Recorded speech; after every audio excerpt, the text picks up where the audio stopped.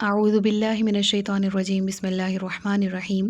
السلام علیکم ورحمۃ اللہ وبرکاتہ۔ پارہ نمبر 30 الحمدللہ سورۃ الہمزہ تک ہمارے تفسیری اسباق مکمل ہو چکے ہیں۔ آج کے سبق میں سورۃ الفیل کا آغاز کیا جا رہا ہے، جس میں سب سے پہلے ہم اس کا تعارف دیکھ لیتے ہیں۔ سورۃ الفیل مکی سورہ ہے، مکہ مکرمہ میں نازل ہوئی، اور ایز آئی ٹولڈ کہ سورۃ الزلزال سے آنورڈ ہم جس طرح سے مختلف جتنی بھی یہ صورتیں ہیں ان کے مفاہیم کو آپس میں کو ریلیٹ کر کے پڑھ رہے ہیں، سیکھ رہے ہیں ایک تسلسل کے ساتھ، تو اس چیز کو بھی ہم ملحوظ رکھیں کہ مکہ کی ابتدائی نازل شدہ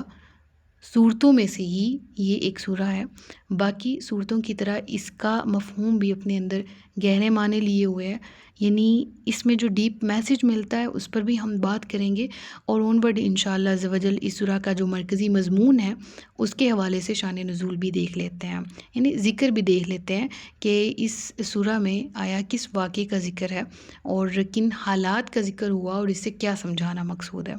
تو بہرحال اس سورہ میں ایک رکوع ہے، کل 5 آیات ہیں، اور اس کو سورۃ الفیل کیوں کہا جاتا ہے؟ پہلی ہی آیت کے لفظ اصحاب الفیل سے یہ سورہ کا نام بھی موسوم کیا گیا ہے۔ اصحاب الفیل مطلب ہاتھی والے، اور فیل عربی میں ہاتھی کو کہا جاتا ہے۔ اس سورہ کی پہلی آیت میں ہاتھی والوں کا قصہ ذکر ہے، ایک واقعہ ذکر ہے، اور اسی مناسبت سے اس سورہ کو یہ نام دیا گیا۔ اس سورہ کے مرکزی مضمون کی اگر بات کریں تو اس حوالے سے جاننے کے لیے آپ یہ چیز کو ملحوظ میں رکھیں کہ سورۃ الفیل اور اس کے بعد کی صورتوں میں سے اکثر کا تعلق نبی کریم صلی اللہ علیہ وآلہ وسلم کی سیرت یا آپ صلی اللہ علیہ وآلہ وسلم کے زمانے کے عرب معاشرے کے ماحول اور حالات سے ہے۔ یعنی سورۃ الفیل میں جس واقعے کا ذکر ہے، یہ واقعہ اسی سال پیش آیا جس سال نبی کریم صلی اللہ علیہ وآلہ وسلم کی ولادت باسعادت ہوئی، اور بعض مورخین کا خیال یہ ہے کہ آپ صلی اللہ علیہ وآلہ وسلم کی ولادت عین اسی واقعے کے دن ہوئی، لیکن بعض روایات ایسی بھی ملتی ہیں جن سے معلوم ہوتا ہے کہ رسول اللہ صلی اللہ علیہ وآلہ وسلم اس واقعے کے 50 دن کے بعد پیدا ہوئے۔ اب اس کا پس منظر دیکھ لیتے ہیں، خلاصہ کر کے میں آپ کے سامنے ذکر کروں گی، آپ کو تفسیر کی بکس میں اس کی ڈیٹیل مل جائے گی، آپ کو سیرت کی بکس میں اس واقعے کی ڈیٹیلز مل جائیں گی۔ خلاصہ کچھ اس طرح سے ہے کہ یمن اور حبشہ کے بادشاہ ابرہا، اس کی پروننسیشن ابرہا بھی میں نے پڑھی ہے، سنی ہے، اور ابرہا کے علاوہ ابرہا بھی، تو بہرحال یہ یمن کا بادشاہ تھا، اور جب حج کا موسم آیا، حج کے مہینے آئے، لوگوں کو بیت اللہ کا حج کرنے کی تیاری کرتے ہوئے اس نے دیکھا، تو اس نے کعبۃ اللہ سے حسد کا اظہار کرتے ہوئے کیا کیا کہ اپنے یمن میں موجود ایک شہر میں ایک کنیسہ بنایا، یعنی ایک عبادت خانہ بنایا، اور اس نے یہ کوشش کی کہ جو لوگ دور دور سے حج کرنے آ رہے ہیں نا کعبہ کی زیارت کے لیے، وہ وہاں نہ جائیں، وہ اسی کنیسہ کا طواف کریں۔ اب عرب کے لوگوں کو یہ بات بہت ناگوار گزری، اور عرب کے ایک قبیلہ بنی کنانہ کے ایک شخص نے موقع پا کر شرارت کی، اور شرارت کیا کی، اس کے ہی بنائے ہوئے کنیسہ میں قضائے حاجت کر لی، اس کو آلودہ کر دیا نجاست سے۔ بہرحال ابرہا جو کہ پہلے ہی حسد کی آگ میں جل رہا تھا، اور پہلے ہی اس کو کوئی موقع چاہیے تھا کہ وہ ہلہ بول دے، تو بہت طیش میں آیا، بہت غصے میں آیا اس واقعے کے بعد، اور اس نے قسم کھائی کہ وہ کعبہ معظمہ کو گرا دے گا۔ چنانچہ وہ کعبہ کو مسمار کرنے کے ارادے سے یمن سے روانہ ہوا مکہ کی طرف۔ اب وہ اپنے ساتھ جو اپنا لشکر لے کر چلا، اس لشکر میں بہت سے ہاتھی بھی تھے، اور جو مین لیڈ کر رہا تھا نا ہاتھی، وہ اتنا بڑا اور بڑی قامت والا، بڑی جسامت والا تھا، جس کا نام محمود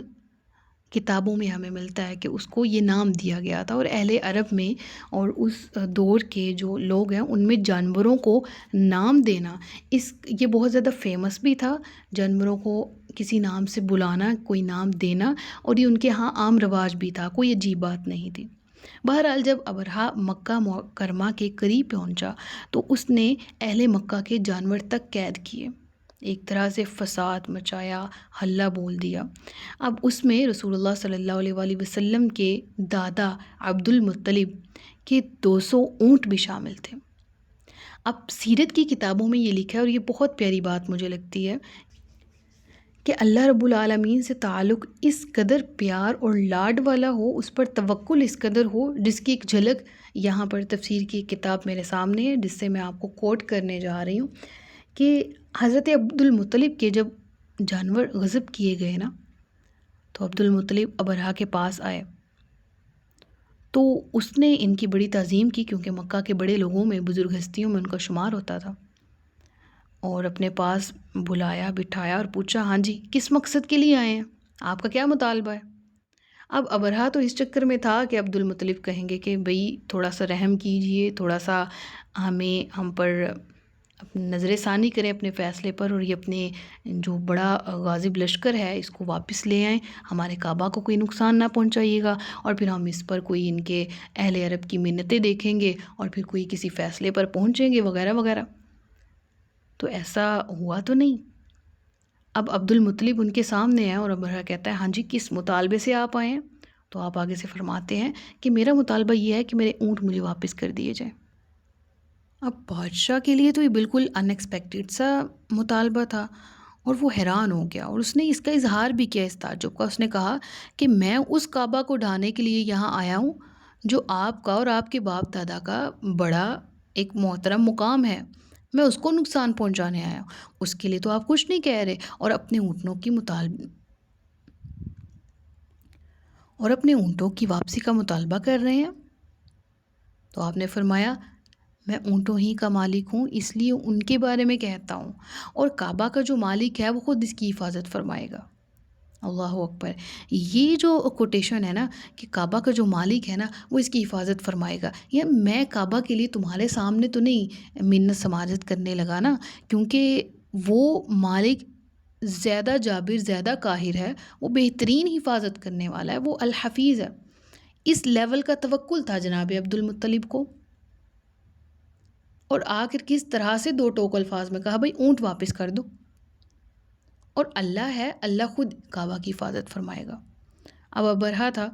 وہ بھی بادشاہ تھا، اب اس طرف بھی جو ہے وہ اہل العرب کے ایک بہت بڑی پرسنالٹی، وجیہ القامت شخص کھڑے ہوئے تھے، تو کہا ٹھیک ہے، اونٹ واپس کر دیے، اور آپ نے اپنے جانور لیے اور واپس آئے، اور قریش کو صورتحال سے آگاہ کر دیا، اور انہیں مشورہ یہ دیا کہ پہاڑوں اور گھاٹیوں اور چوٹیوں میں پناہ گزیں ہو جائیں، کیونکہ ایک لشکر آنے والا ہے جو تمہیں نقصان پہنچا سکتا ہے۔ اور ان کی انسٹرکشنز کے مطابق وہ اسی طرح سے اپنے گھروں کو چھوڑ کر خالی کرتے ہوئے سیف مقامات پر چلے گئے۔ اب یہاں پر جناب عبد المطلب نے کعبہ کے دروازے پر پہنچ کر بارگاہ الہی میں کعبہ کی حفاظت کی دعا کی، اور دعا سے فارغ ہو کر آپ بھی اپنی قوم کی طرف چلے گئے۔ اب اگلے دن صبح سویرے بالکل فجر کے اوقات میں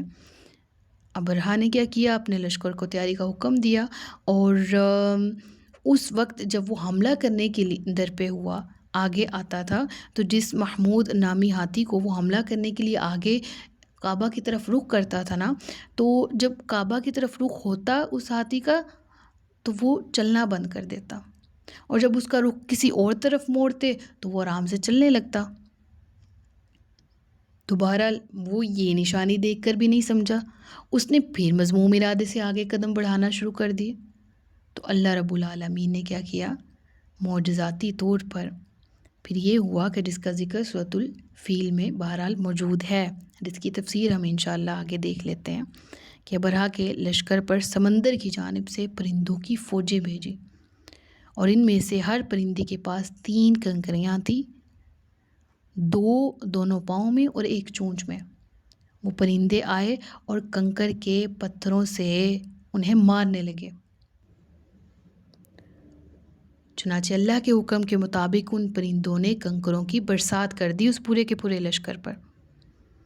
اور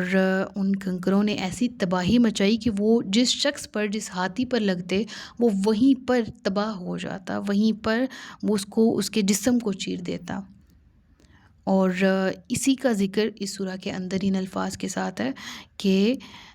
ان پرندوں نے اس قدر پھر تباہی مچائی اس لشکر کے ساتھ، اس کا اتنا برا انجام کیا کہ یوں لگتا تھا کہ وہ لشکر اپنے جانوروں سمیت یوں پڑا ہے جیسے کھائے ہوئے بھوسے کی حالت ہوتی ہے، یعنی ایک چارہ جس کو کھانے کے بعد چھوڑ دیا جاتا ہے، یعنی ایک بھوسا کہ جس کی حالت یہ ہو کہ اس کو رونڈ ڈالا جائے، ویسی حالت تھی اس لشکر کی۔ تو جس سال یہ واقعہ رونما ہوا اس سال کو عام الفیل، عام عربی میں سال کو کہا جاتا ہے، اور عام الفیل یعنی ہاتھیوں والا سال، اور اسی سال رسول اللہ صلی اللہ علیہ وآلہ وسلم کی ولادت بھی ہوئی تھی۔ تو بہرحال اسی مضمون کا میں نے آپ کو ڈیٹیلڈ ذکر یہاں پر دے دیا کہ جس بارے میں اس سورہ میں مکمل طور پر ذکر ہے۔ ابھی اس سورہ کی تفسیر کی طرف چلتے ہیں اور ان آیات کو پڑھ لیتے ہیں جس میں یہ واقعہ ڈیٹیل میں موجود ہے۔ اللہ رب العالمین فرماتا ہے الم تر کیف فعل ربک باصحاب الفیل، کیا تم نے نہ دیکھا کہ تمہارے رب نے ان ہاتھی والوں کا کیا حال کیا؟ الم یجعل کیدہم فی تضلیل، کیا اس نے ان کے مکر و فریب کو تباہی میں نہ ڈالا؟ وَأَرْسَلَ عَلَيْهِمْ طَيْرًا أَبَابِيلَ، اور ان پر فوج در فوج پرندے بھیجے، تَرْمِيهِمْ بِحِجَارَةٍ مِّن سِجِّيلٍ، جو انہیں کنکر کے پتھروں سے مارتے تھے، یعنی پتھر اس شیپ میں ہوتے تھے جو کنکر نما ہوتے تھے، اور ان کے مارنے کی نوعیت کے بعد جو اس پورے کے پورے لشکر کا حال ہوا اس کا ذکر اگلی آیت میں ہے فَجَعَلَهُمْ كَعَصْفٍ مَأْكُولٍ، تو انہیں جانوروں کے کھائے ہوئے بھوسے کی طرح کر دیا۔ اس صورت سے ہمیں یہ سمجھ آتی ہے کہ اللہ کی مدد پر یقین ہونا چاہیے۔ جناب عبد المطلب نے اتنے ڈیرنگ الفاظ کے ساتھ جو اتنی طاقتور لشکر کو آنکھیں دکھائی نا، اس کے پیچھے یہ توکل کھڑا تھا جو آپ کا پروردگار عالم پر تھا، اور وہ کیا تھا کہ اللہ تو جانے تیرا گھر جانے، تو اپنے گھر کی حفاظت فرما۔ اور یہ دعا کی برکت تھی کہ رب العالمین نے اتنا مضبوط ترین، یعنی سو کولڈ ہمارے الفاظ میں طاقتور ترین جو لشکر تھا اس کو پرندوں جیسی ایک نازک مخلوق کے ذریعے تہس نہس کر دیا۔ تو اٹس آل اباؤٹ توکل۔ ہمیں اللہ رب العالمین پر ایسا مضبوط یقین رکھنا ہے کہ ہم دعا کریں تو ہمیں یقین ہو پروردگار سننے والا ہے اور پروردگار ہمیں عطا بھی فرمائے گا۔ تو یہاں پر ہماری سورہ مکمل ہوتی ہے۔ بارک اللہ لی و لکم فی القرآن الکریم ونفعنی و ایاکم بالقرآن والذکر الحکیم۔ صدق اللہ العلی العظیم۔ سچ فرمایا اللہ نے جو عظمت والا ہے۔ اپنا بہت سا خیال رکھیے گا، مجھے دعا میں یاد رکھیے گا۔ السلام علیکم ورحمۃ اللہ وبرکاتہ۔